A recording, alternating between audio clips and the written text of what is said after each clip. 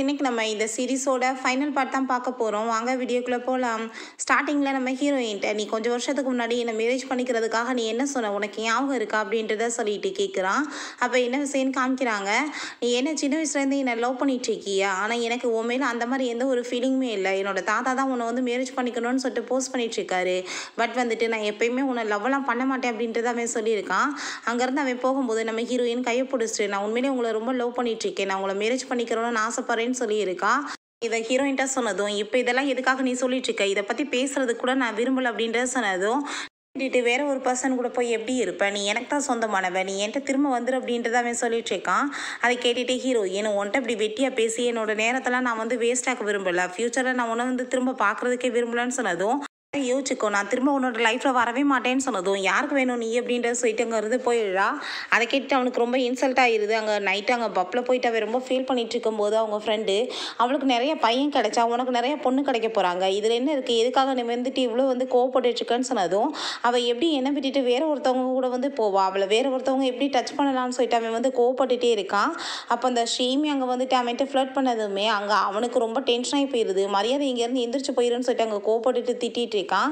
அங்கே அவள் வெளியே கோவமாயிட்டு வரும்போது அவங்க கசின் சிஸ்டர், எனக்குமே வந்து அவளை கண்டாலே பிடிக்காது, நான் உங்களுக்கு ஹெல்ப் பண்ணுறேன், நீங்களும் எனக்கு ஹெல்ப் பண்ணுங்கள், நம்ம அவளை பழிவாங்கலாம் அப்படின்றத சொல்லும்போது, இங்கே நம்ம ஹீரோயின் தூங்கிட்டு இருக்கும்போது ஹீரோ ஹக் பண்ணுறான். ஹீரோயின் வந்து அங்கே டச் பண்ணதுமே இல்லை இன்னைக்கு வேணான்ற மாதிரி அவ சொன்னதும், என்னாச்சு அப்படின்றத சொல்லிட்டு அவன் கேட்குறான்.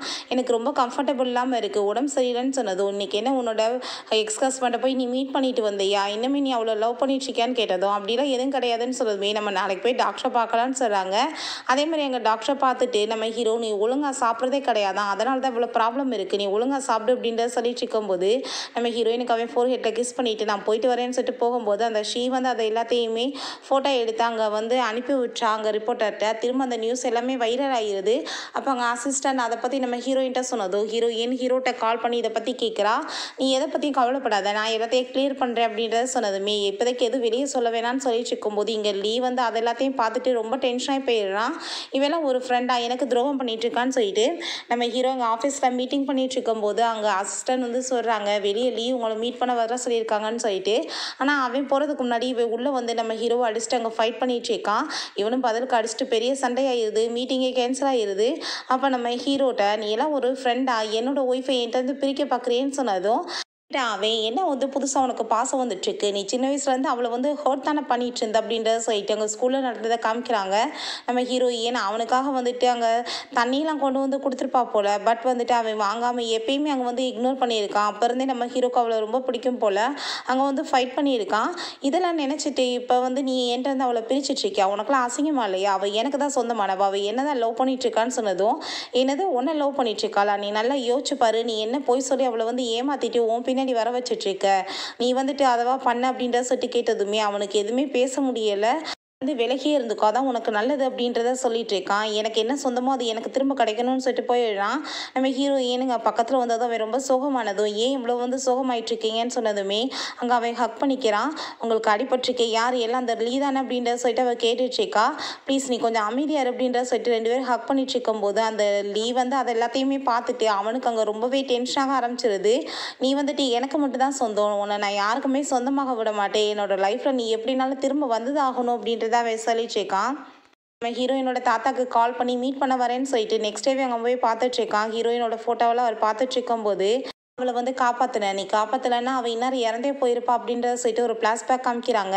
நம்ம ஹீரோயினோட அப்பா இறந்து போனப்போ அவங்க அம்மா ரொம்ப டிப்ரெஷனில் இருந்திருக்காங்க, நீ இந்த மெடிசனை வாங்கிட்டு வாமான்னு சொல்லிட்டு அங்கே அனுப்பி விட்ருக்காங்க. நம்ம ஹீரோயினுமே அங்கே வாங்கிட்டு வந்து கொடுத்துருக்கா. அவள் தெரியாமல் வந்துட்டு வாங்கிட்டு வந்து கொடுத்த மெடிசனே அவங்க அம்மா சாவாங்கன்னு சொல்லிட்டு தெரியல அவளுக்கு. அது வந்து தூக்க மாத்திரை போல் அவங்க ஃபுல்லாக சாப்பிட்டுட்டு இறந்து போயிடுறாங்க. அவள் ரொம்ப ஃபீல் பண்ணிவிட்டு அழுதுட்டு அப்போ இருந்து டிப்ரெஷனுக்குள்ளே போயிடுறா. நான் அந்த மெடிசனை வாங்கிட்டு வந்து கொடுக்காம இருந்தால் என்னோட அம்மா இறந்து போயிருக்க மாட்டாங்களான்னு சொல்லிட்டு. அப்போ வேமா அவள் ஓடும்போது அங்கே கார் வந்து ஆக்சிடென்ட் ஆக போயிடுது. அந்த இடத்துல தான் வந்து யாரோ காப்பாற்றிருக்காங்க. பட் வந்துட்டு அது நம்ம ஹீரோவாக தான் இருக்கும். இவன் தான் போய் சொல்லி ஏமாற்றிருக்கான். இவன் தான் காப்பாற்றினது தான். நம்ம தாத்தா நீங்கள் சொல்கிறது எல்லாமே உண்மைதான், நான் அவளை ரொம்ப ஹர்ட் பண்ணிட்டேன், ப்ளீஸ் நீங்கள் எனக்கு இப்போ ஹெல்ப் பண்ணுங்கள், அவளை திரும்ப என் கூட சேர்த்து வைங்கன்னு சொன்னதும், நான் இதில் உனக்கு எந்த ஹெல்ப்புமே பண்ண முடியாது, அவளுக்கு பிடிச்சா உன் கூட சேர்ந்து இருக்கட்டும் அப்படின்றத சொல்லிடுறாரு.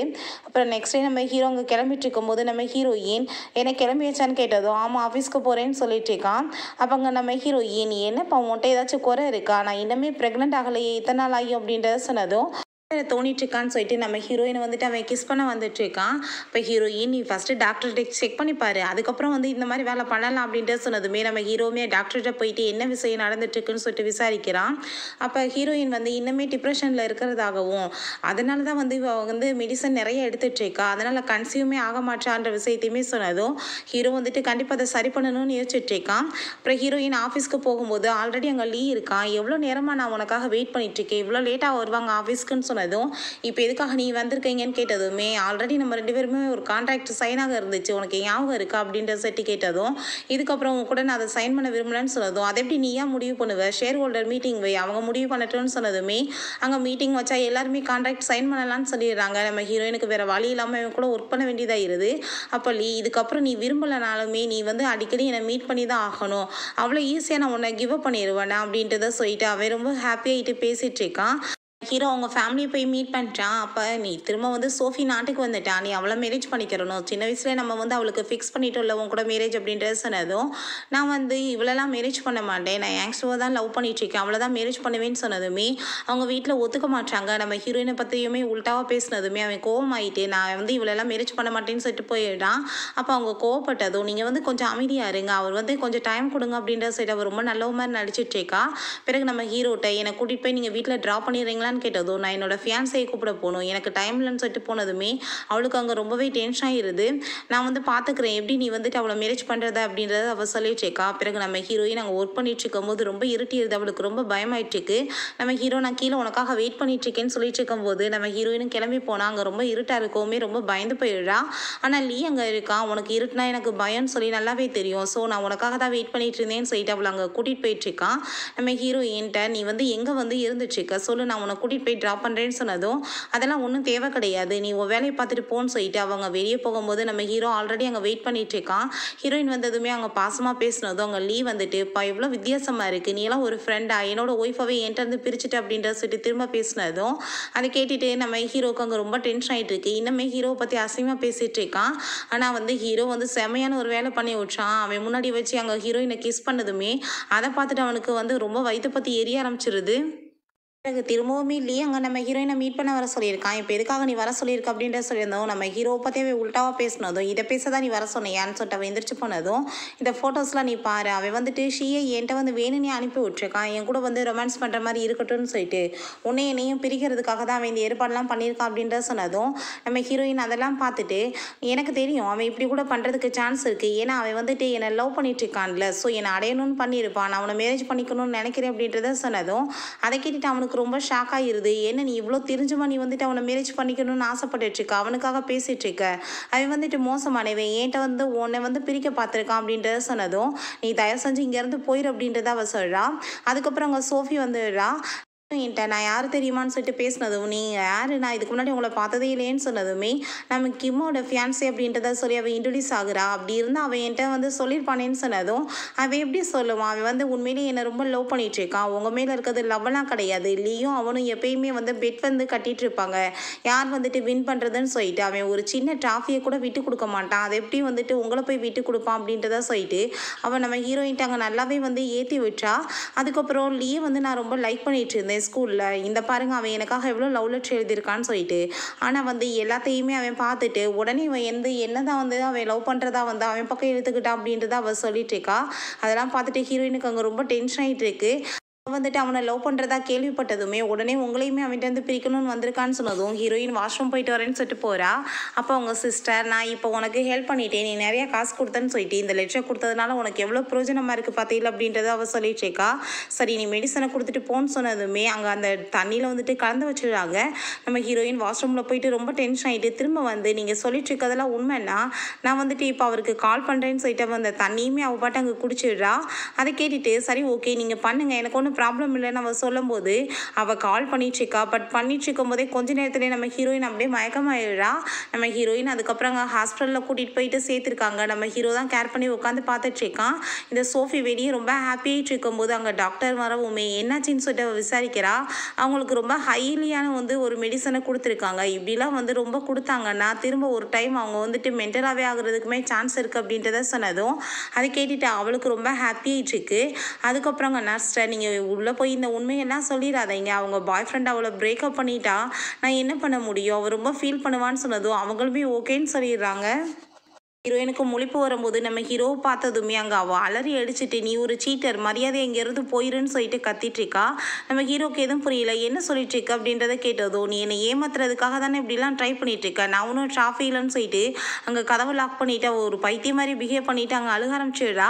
ஐ திங்க் அவள் வந்துட்டு இப்போ ரொம்ப டிப்ரெஷனில் இருக்கா, நீ இப்போ அவளை தொழிலாம் பண்ணாத, நீ கொஞ்சம் டைம் கூட அவள் சரியாயிருவா அப்படின்றத சொல்லிட்டு இல்லையே போய் அவள் மீட் பண்ணா இன்னைக்கு, அதனால தான் இப்படி ஆயிடுச்சு, இந்த ஃபோட்டோவை பாருன்னு சொன்னதுமே அங்கே ஸ்ரீ கூட சேர்ந்து இருக்கிற ஃபோட்டோவெல்லாம் அவன் பார்த்துட்டு அவன் ரொம்ப ஷாக் ஆகிடுறான். அந்த லீ என்ன வேலை பண்ணி வச்சு தொலைஞ்சான்னு தெரில, அதனால தான் இப்படி ஆயிடுச்சுன்னு சொல்லிட்டு அவன் ரொம்ப ஃபீல் பண்ணுறான்.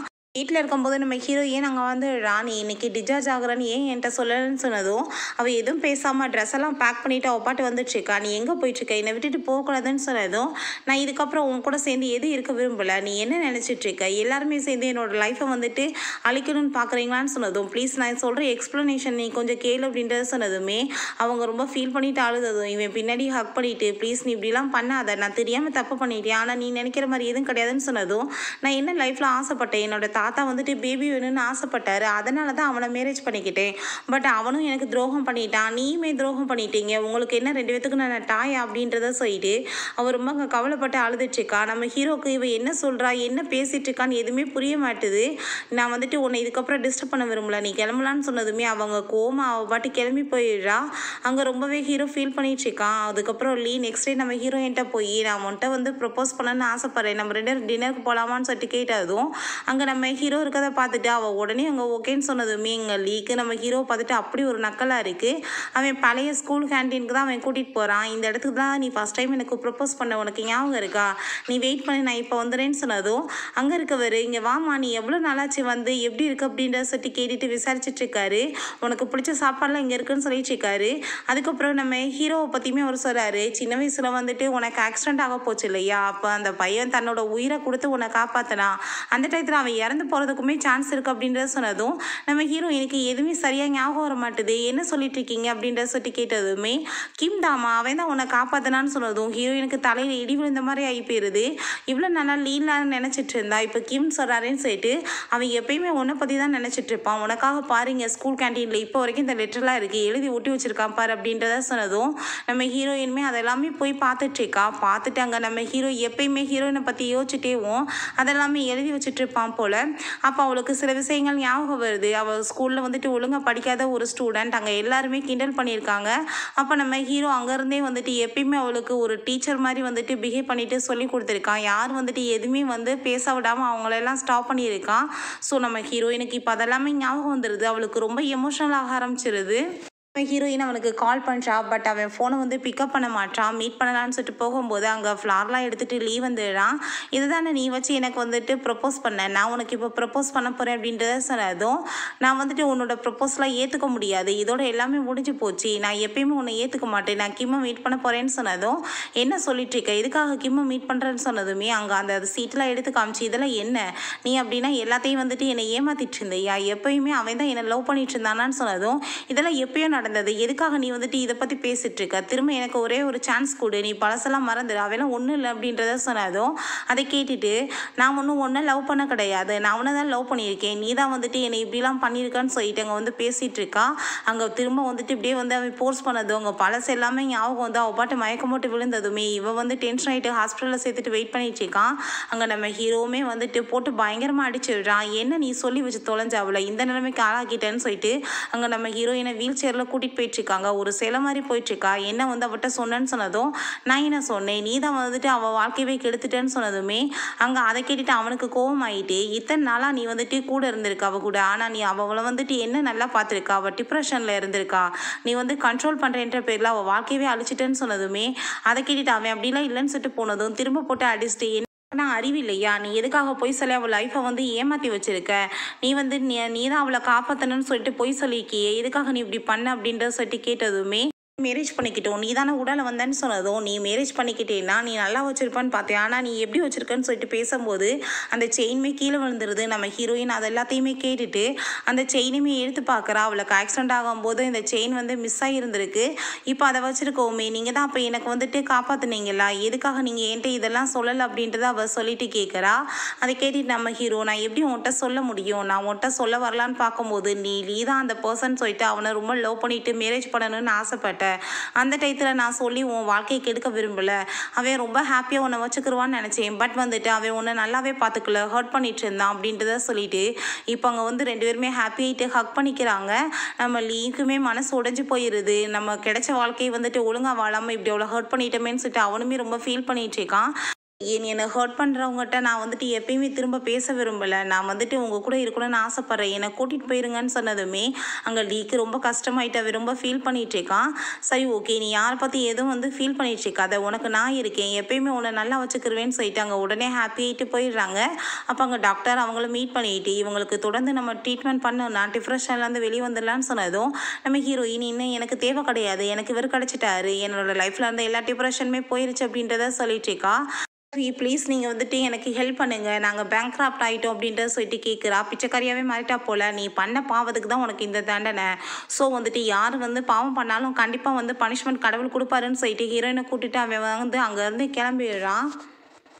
நாங்கள் ப்ரெக்னன்சி டெஸ்ட் எடுத்து பார்த்துட்டு இன்னமே நான் ப்ரெக்னென்ட் ஆகலை, என்ன வந்து போயிட்டுருக்கு, நீ என்ன உன்னை செக் பண்ணிக்கிட்டியா இல்லையா அப்படின்ற சட்டவை கேட்டதும் ஃபஸ்ட்டு நம்ம வந்துட்டு முறைப்படி மேரேஜ் பண்ணிக்கிறலாம், 2 பேருமே செக்அப் பண்ணிக்கிறலாம், அங்கே போய் நம்ம பேபியுமே பெற்றுக்கலான்னு சொல்லிட்டு அவனோட ப்ராப்பர்ட்டிஸ் எல்லாத்தையுமே அங்கே வந்து கொடுத்துட்டு இது எல்லாமே என்னோடது தான், நம்ம மேரேஜ் பண்ணிக்கலாமா, இதில் நீ சைன் பண்ணுன்னு சொன்னதும் என்கிட்ட கொடுக்குற லெவலுக்கு இவ்வளோலாம் கிடையாதுப்பா, நீ நினைக்கிற லெவலுக்கு நான் வந்து ரொம்ப பெரிய பணக்காரியெல்லாம் கிடையாது அப்படின்றத சொன்னதும் அதை பற்றிலாம் எனக்கு கவலை கிடையாது, 2 பேருமே வந்துட்டு எப்பயும் ஈக்குவலாக வந்து லைஃப்பை வாழணும், யாருக்கு வந்துட்டு யாருமே வந்து குறைஞ்சவங்களாம் கிடையாது, நான் வந்துட்டு ஒன்றை மட்டும்தான் லைஃப்பில் வேணும்னு நினைக்கிறேன், உன் சொத்து கிடையாதுன்னு சொல்லிட்டு நம்ம ஹீரோயினை கூட்டிகிட்டு போய் உடனே அவன் மேரேஜ் எல்லாம் பண்ணிட்டு அங்கே கூட்டிகிட்டு வந்துட்டுருக்கான். ரொம்ப ஹாப்பியாக வந்துட்டுருக்காங்க. அப்போ அங்கே ஒருத்தவங்க பேபியெல்லாம் கொண்டு வந்துட்டு அவங்ககிட்ட பேசினதும் ஹீரோயின் அந்த பேபியை தொட்டி விளாண்டதுமே நம்ம ஹீரோ அவ்வளோ பிடிச்சி இழுத்துட்டு, நீ எதுக்காக அடுத்தவங்க பேபியெல்லாம் தொட்டுட்ருக்க, உனக்கு பேபி வந்து 1க்கு பதிலாக நான் 2 கூட கொடுக்க முடியும், கொஞ்சம் கோஆப்ரேட் பண்ணணும்ல, அப்படி தான் நான் பேபி பெற்றுக்கொள்ள முடியும் அப்படின்றத சட்டி கேட்டதும் ஹீரோயின் ஹாப்பிட்டு அப்படியே சிரிச்சிட்ருக்கா. பிறகு 2 பேருமே வீட்டுக்கு போயிட்டு அப்படியே ரொமான்ஸ் பண்ணுறதுக்குமே ஸ்டார்ட் பண்ணிடுறாங்க. ஓகே ஃப்ரெண்ட்ஸ், இதோட இந்த சீரீஸுமே கம்ப்ளீட் ஆகிருச்சு. இந்த வீடியோ உங்களுக்கு பிடிச்சா கண்டிப்பாக லைக் பண்ணுங்கள், ஷேர் பண்ணுங்கள், கமெண்ட் பண்ணுங்கள் அண்ட் ப்ளீஸ் சப்ஸ்கிரைப் பண்ணுங்கள். Bye guys.